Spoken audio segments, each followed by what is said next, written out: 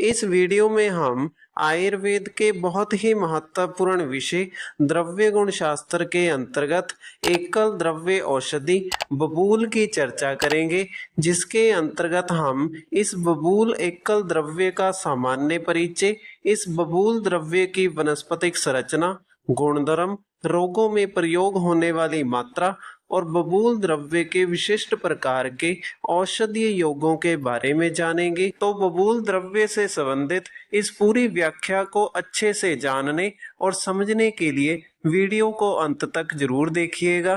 बबूल एकल द्रव्य की व्याख्या में सबसे पहला हेडिंग इसके सामान्य परिचय का लिखा है, जिसकी व्याख्या में बबूल के अलग अलग भाषाओं में वर्णित नाम लिखे गए हैं। जिसके अनुसार संस्कृत भाषा में इसे बबूल, किंकिरात, युग्मकंठ, दृढ़ारूह, सूक्ष्म पत्र, माला फल के नाम से लिखा गया है। तो बबूल के अब इन लिखे गए संस्कृत के नामों का अर्थ जान लेते हैं।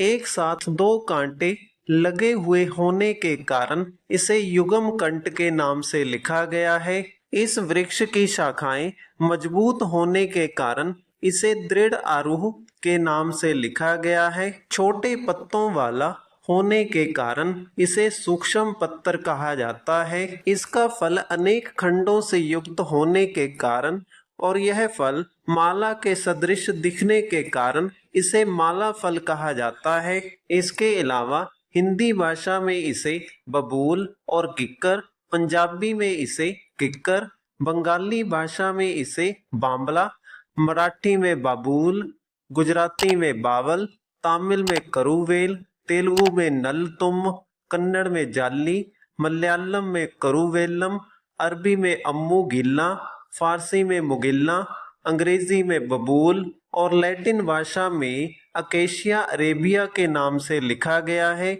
इसके बाद अंत में बबूल की कुल का नाम लिखा गया है, जो कि लेगुमिनेसी कुल लिखी गई है। इसके बाद अगला हेडिंग बबूल के वनस्पतिक परिचय का लिखा है, जिसकी व्याख्या में लिखा है, इसका झाड़ीदार कंटकित सदाहरित वृक्ष 25 से 30 फीट तक ऊंचा होता है। कांड तवक गहरे भूरे या काले रंग की अनुलंब विदार युक्त होती है। शाखाएं सरल, झुकी हुई और कंट युक्त होती हैं। कांटे 1/4 से 2 इंच लंबे, सीधे, सफेद तीक्ष्ण आगर, उपपत्रीय, पत्र वृंत के नीचे 2-2 होते हैं।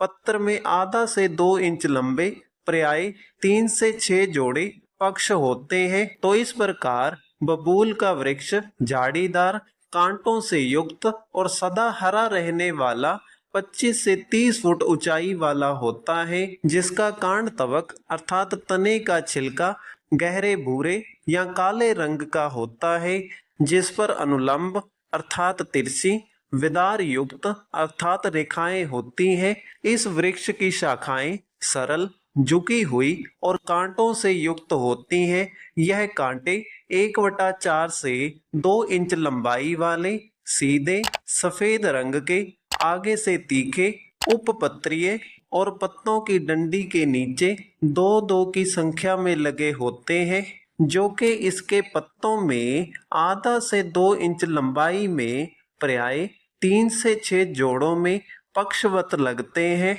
इसके बाद अगला हेडिंग बबूल के पत्र का लिखा है, जिसकी व्याख्या में लिखा है, 10 से 20 जोड़े होते हैं।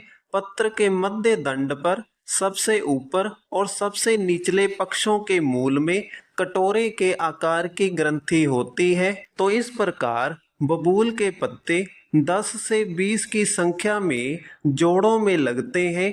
इसके पत्ते मध्य डंडी पर ऊपर की ओर उठे हुए और सबसे निचले पक्ष में इनके मूल में कटोरे के आकार की एक छोटी सी ग्रंथि पाई जाती है। इसके बाद अगला हेडिंग बबूल के पुष्प का लिखा है, जिसकी व्याख्या में लिखा है, पुष्प मुंडक आधा इंच व्यास के छोटे अक्षीय पुष्प दंडों पर, जिनमें पुष्प मधुर गंधी पीले रंग के आते हैं। पुष्प दंडों पर मध्य भाग के कुछ ऊपर 2 कोण पुष्पक होते हैं।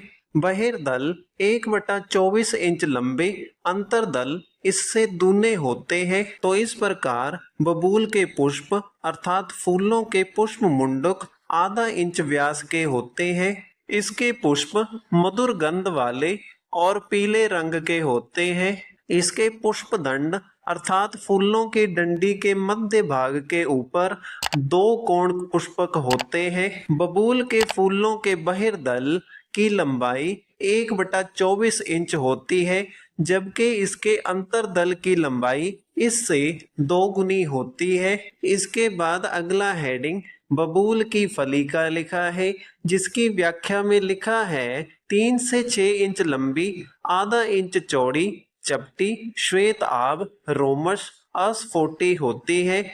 इसके भीतर 8 से 12 बीज होते हैं। बीजों के बीच बीच में फली अत्यधिक संकुचित होती है। अगस्त सितंबर में पुष्प और जनवरी से अप्रैल में फल लगते हैं। तो इस प्रकार बबूल की फली की लंबाई 3 से 6 इंच और चौड़ाई आधा इंच तक होती है। यह फली चपटी, श्वेत रंग की और रोमों से युक्त होती है।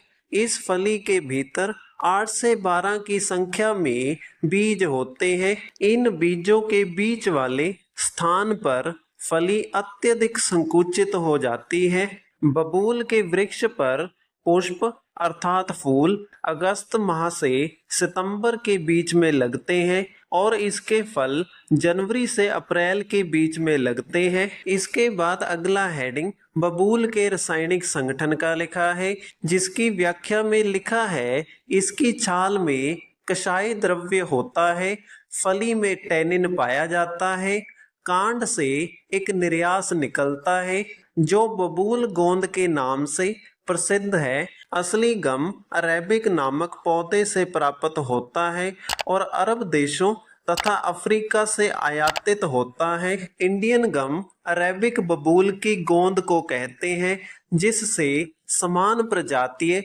कुछ अन्य पौधों की गोंद भी मिली रहती है। गोंद का संग्रह मार्च मई मास में किया जाता है। बबूल गोंद गोल या अंडाकार लगभग आधा इंच के हल्के पीले से गहरे भूरे रंग के कणों के रूप में होती है। यह जल में पूर्णतः विलय है। गोंद में मुख्यतः ग्लैक्टोरेबन होता है। इसके जलाने पर 1.8% राख प्राप्त होती है, जिसमें अरेबिक एसिड, कैल्शियम, मैग्नीशियम होते हैं। तो बबूल के इन लिखे गए रासायनिक संगठनों का प्रयोग आधुनिक चिकित्सा शास्त्र में औषधि बनाने के लिए घटक द्रव्य के रूप में किया जाता है। इसके बाद अगला हेडिंग बबूल के गुण धर्म का लिखा है, जिसकी व्याख्या में बबूल के रस, गुण, वीर्य और विपाक के बारे में लिखा गया है। जिसकी व्याख्या के अनुसार बबूल रस में कषाय, गुण में गुरु और रुक्ष, वीर्य में शीत और विपाक में कटु होता है। इसके बाद अगला हेडिंग बबूल के दोष प्रभाव का लिखा है, जिसकी व्याख्या में लिखा है यह कफ पित्त शामक है।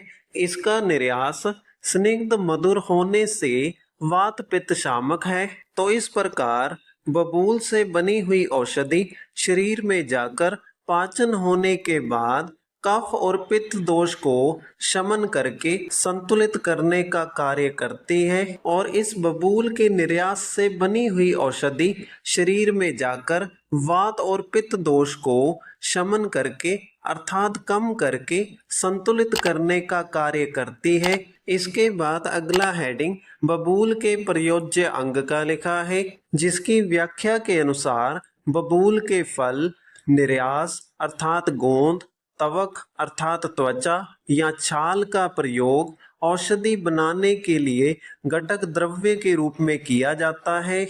इसके बाद अगला हेडिंग बबूल की मात्रा का लिखा है, जिसकी व्याख्या में बबूल की अलग अलग प्रकार की मात्रा के बारे में लिखा गया है। जिसके अनुसार बबूल के तवक क्वाथ की मात्रा 50 से 100 मिलीलीटर, बबूल के फल चूर्ण की मात्रा 3 से 6 ग्राम और इसके निर्यास की मात्रा 3 से 6 ग्राम लेने को लिखी गई है। इसके बाद अगला हेडिंग बबूल के विशिष्ट योग का लिखा है, जिसकी व्याख्या में बबूल के प्रयोग से बनने वाली औषधियों के नाम लिखे गए हैं, जिसके अंतर्गत बबूल अरिष्ट और लवंग आदि वटी नामक औषधियों के नाम लिखे गए हैं। तो इसी के साथ हमारी इस वीडियो का विषय एकल द्रव्य औषधि बबूल का वर्णन यहीं पर समाप्त होता है। अगर आपको वीडियो अच्छा लगा तो वीडियो को लाइक करें और इसी प्रकार से आयुर्वेद से संबंधित निरंतर वीडियोस प्राप्त करने के लिए हमारे चैनल को सब्सक्राइब करें।